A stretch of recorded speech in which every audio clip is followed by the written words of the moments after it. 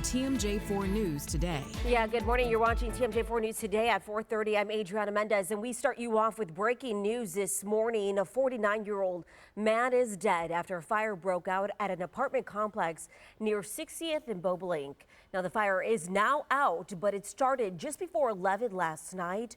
Authorities are investigating what caused the fire and if anyone was injured, but it is unclear as of right now. Now, this comes less than 24 hours after firefighters found the body of a 68-year-old man inside the basement of a home after battling a fire near 24th and Vine on Sunday morning.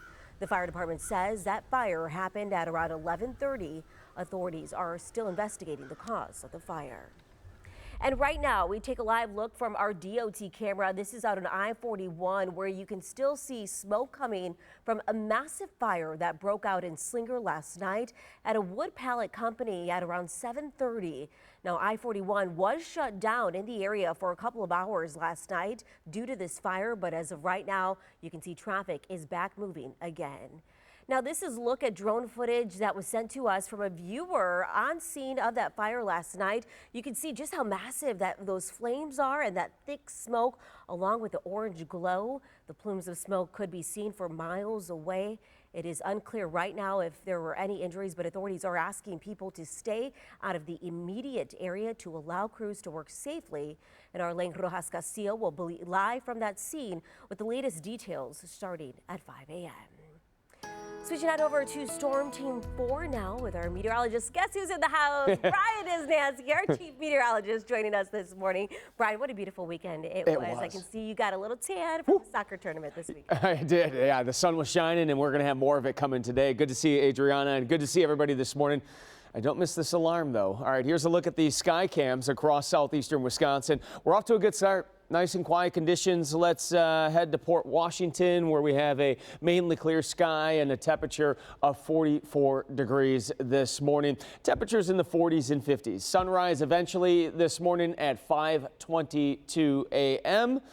Again, here's a look at the numbers across the area. You got 52 in Racine, 45 out in Burlington, 53 in Watertown, and 52 degrees the current temperature in Whitewater. Kids at the bus stop this morning, we'll see mainly 50s. You might want a light sweatshirt or a jacket. They'll be able to get rid of it by recess time. Waukesha, 50 degrees. Racine at about 56 degrees with a lot of sunshine. So here's your day planner. By noon, up to around 74. Could see a little haze or wildfire smoke develop again this afternoon. I don't think it'll be as bad as what we saw last week, but just keep an eye out for that. Temperatures do get a little cooler lakeside later this afternoon. Inland locations climbing into the upper 70s, if not close to 80 degrees. We have a blast of some chilly air that's going to make it here by midweek. We'll tell you when coming up, Adriana. Okay, thanks, Brian. Well, we continue to follow developments out of Burlington after police say a 16-year-old boy died after being hit by a train while riding his bike on Sunday afternoon. Police say the boy who died is 16-year-old Jack Myers, and now the community is rallying around that boy's family as they experience this tragic loss. TMJ4's Kaylee Starl has these heartbreaking details. A family today is mourning the loss of their 16-year-old son after he was struck by a train right here in Burlington. While the scene is clear now and the trains are back moving, just hours ago it was filled with sirens. This is a very difficult scene to work, as you can imagine. Burlington Police Chief Brian Smudzinski and his team were at this railroad crossing Sunday for hours. Well, he's a 16-year-old kid riding a bike on a beautiful day in Burlington. No different than many other 16-year-olds within the community on a nice day like today. The chief tells TMJ4 that early Sunday afternoon, 16-year-old Jack Myers was crossing the tracks when he was struck and killed by a train. It appears that the arms were down and he did go around those barricades. Dozens of investigators from Burlington as well as the Racine County Sheriff's Office responded to the scene. Neighbors in the area were shocked to hear what had happened. Like, what the heck is going on here? Pat Schilling was born and raised in Burlington. She says the community will need to rally around the family experiencing this tragedy. We are a wonderful town. We're all going to work together on this. I know we will.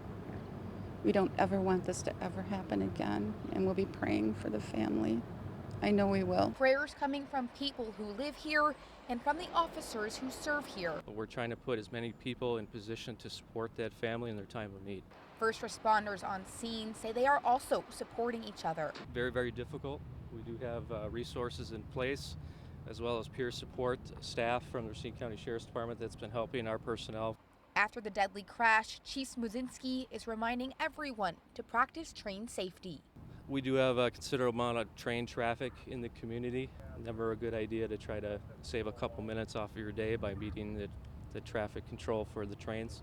It's there for a reason.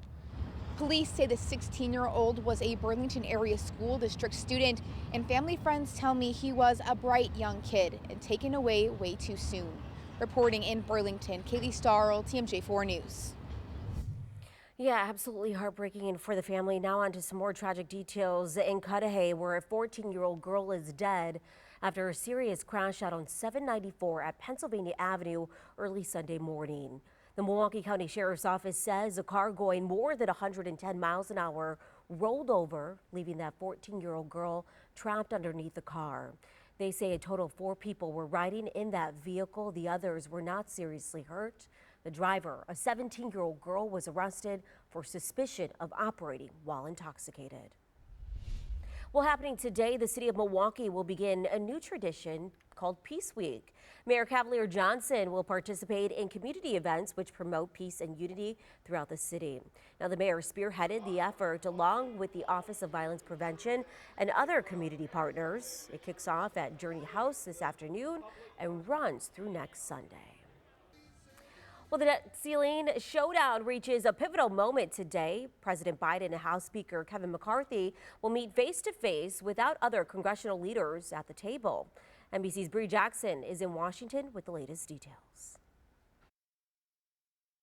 President Biden and House Speaker Kevin McCarthy meeting one-on-one at the White House today as the two sides try to find common ground over the debt limit. I've done my part.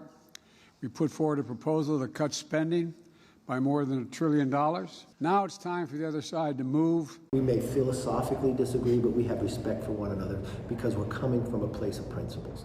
Negotiators met behind closed doors on Capitol Hill Sunday, with the White House team emerging tight-lipped about any progress. But earlier in the day, Republicans hinted that differences remain. A red line is spending less money, and unless and until we're there, the rest of it is really irrelevant. Treasury Secretary Janet Yellen stresses that early June is a hard deadline for raising the debt ceiling and warns some bills would go unpaid. We have to pay interest and principal on outstanding debt. We also have obligations to seniors who count on Social Security, our military that expects pay. Federal leaders say just the threat of a default can weaken consumer confidence and hurt the country's credit rating. It's the risk of the downgrade that we got to worry about, which is why it's incredibly time sensitive. There's no question about it. Time is running out to avoid a first ever government default.